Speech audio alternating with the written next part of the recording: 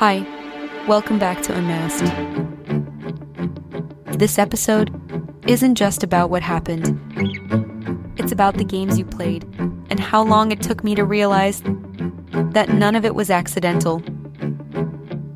Because that's the thing about a narcissist. Nothing is random. Everything has a purpose. Every word, every reaction, every silence. It's all part of the game. And I didn't see it at first. At the beginning, you were everything. Kind, attentive, charming. You made me feel seen, chosen, important, like I mattered more than anyone else. And that's how it starts. Not with chaos, but with control disguised as love. Because once you had me there, once I trusted you, once I believed in you, that's when the games began. The subtle ones first.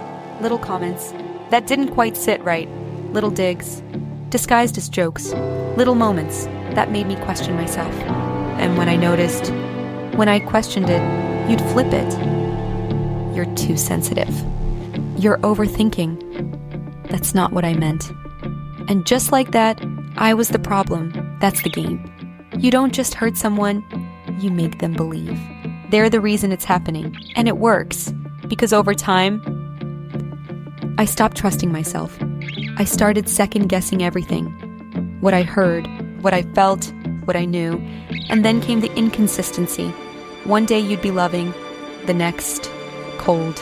1 minute I was everything to you, the next, I was nothing. And that's where the real control happens. Because you keep chasing. The version of you from the beginning, you keep thinking, if I just get it right, it'll go back to how it was.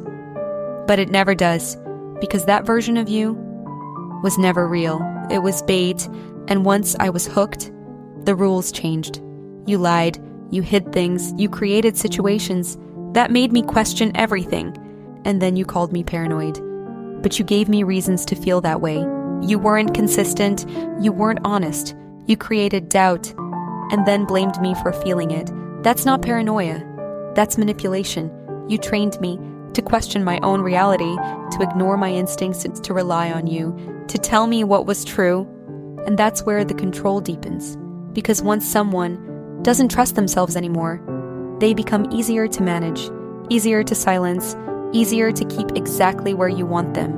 And every time I tried to pull away, you'd change again. Suddenly you cared. Suddenly you listened. Suddenly you were the person. I thought you were at the start, and I'd stay. Because I thought that was the real you. But it wasn't. It was just another move, another way to keep me in the game. And that's the hardest truth to accept.